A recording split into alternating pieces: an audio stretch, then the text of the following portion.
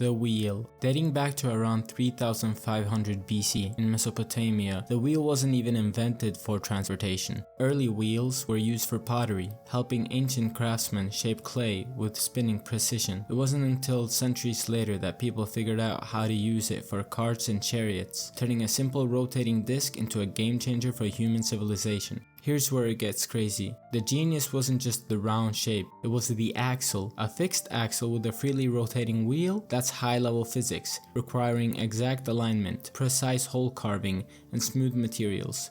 It's way more advanced than it looks. Without that innovation, early wheels would have just been round rocks. Fast forward, and the wheel becomes the engine of empires, used in Roman war chariots, Chinese wheelbarrows, and even Mayan calendar stones. From moving goods and armies to grinding grain and powering water wheels, it became the silent force behind every early economy, and the wheel never stopped evolving. Today, you'll find them in everything from Mars rovers to micromachinery. Gunpowder was accidentally discovered in 9th century China by Taoist alchemists mixing sulfur, charcoal, and potassium nitrate. They weren't trying to make explosions, they were searching for an elixir of life. Instead, they created the first chemical explosive in history. The Chinese quickly realized the power they had found. Early uses were shockingly creative. Fire arrows, flame-throwing lances, and thunder crash bombs. By the 1100s, the first true gunpowder weapons appeared, crude cannons and hand cannons that changed siege warfare forever. When gunpowder spread west through the Silk Road, it triggered a total rewrite of military tactics. Castles once thought impenetrable fell to cannon fire. Armored knights became obsolete. It was the beginning of modern warfare. But it wasn't just to kill.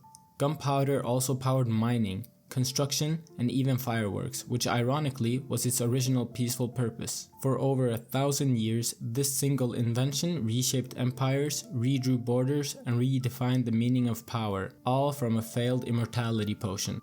Penicillin. In 1928, Alexander Fleming came back from vacation to find something strange in his messy lab. A petri dish of bacteria had been invaded by a blue-green mold, and the bacteria near it were dead. That mold? Penicillium notatum. And it had just kicked off the antibiotic era. Before penicillin, even a small cut could lead to deadly infections. Surgery was high risk, and diseases like strep throat, pneumonia, and syphilis were often a death sentence. But penicillin flipped the script. By the 1940s, it was being mass-produced for World War II, saving wounded soldiers from infections that would have killed them just a decade earlier. It was called the wonder drug for a reason. Mortality rates for serious infections dropped by over 90%, and medical science suddenly had a powerful weapon against bacteria. And here's the twist. Fleming's discovery wasn't even the hardest part.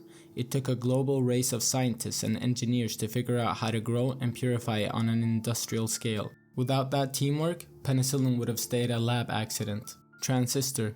In 1947, at Bell Labs, 3 scientists, John Bardeen, Walter Brattain, and William Shockley made a discovery that would quietly set the stage for the biggest technological leap in human history. They built the transistor, a tiny switch that could control electrical signals using semiconductors instead of a fragile vacuum tube, and it was a game changer. Vacuum tubes were bulky, hot, and broke all the time. Transistors? They were small, efficient, fast, and incredibly durable. The first radios and hearing aids to use transistors suddenly got portable. Then computers got smaller. Then came calculators, then microchips, then everything. By the 1960s, they weren't just using transistors, they were mass producing them. That led to the integrated circuit, which crammed multiple transistors into one chip, and that's when things took off. Fast forward to today, your smartphone contains tens of billions of transistors packed into a chip the size of your fingernail. They power CPUs, memory, displays, communication. They're in satellites, smartwatches, medical implants, fighter jets, you name it. And all of it comes down to one simple idea: controlling electricity. Anesthesia. Before anesthesia, operations were done fully awake, with nothing but alcohol, biting sticks, or being held down. Amputations, tumor removals, even eye surgeries, patients felt everything. Speed was the only mercy. Surgeons were trained to cut fast, not clean. That all changed in the mid-1800s. In 1846, a Massachusetts General Hospital, dentist William Morton publicly demonstrated the power of ether as a surgical anesthetic. The patient felt no pain. A crowd of doctors stunned. The era of painless surgery had begun. Chloroform followed soon after and became wildly popular, used on everyone from Queen Victoria to Civil War soldiers. Suddenly, medicine had the power to knock people out safely, giving doctors time to operate carefully rather than quickly. But anesthesia didn't stop at just knocking people out. It evolved into a sophisticated science. Today, anesthesiologists can precisely manage consciousness, pain, muscle control, and even memory during surgery. Plastic. The first version appeared in the late 1800s when companies were looking for a substitute for natural materials like ivory. The result was celluloid, a semi-synthetic plastic that could be shaped and reused. But the real breakthrough came in 1907 with bakelite, the first fully synthetic plastic. From that point on, plastics changed everything. They were light, durable, cheap to produce, and could be molded into just about any shape. Industries from electronics to packaging quickly adopted them. During World War II, plastic production surged. It was used in everything from military gear to aircraft parts. After the war, it became a standard material in everyday life. Grocery bags, water bottles, furniture, medical equipment, and more. But the same properties that made plastic useful, especially its durability, also caused problems. Most plastics don't break down naturally, leading to major environmental concerns. Despite recycling efforts, plastic waste remains a global issue. Zero. Zero might seem like nothing, but it's one of the most important inventions in human history. The concept of zero didn't appear overnight. Early number systems, like those of Egyptians and Romans, had no symbol for zero at all. They counted using words or marks but struggled with representing nothing or empty places. The breakthrough came with ancient Indian mathematicians around the 5th century. They created the symbol for zero, a simple dot or circle, and treated it as a number with its own value. This wasn't just a placeholder. Zero became a key part of a number system that allowed for complex math, algebra, and calculus. The steam engine.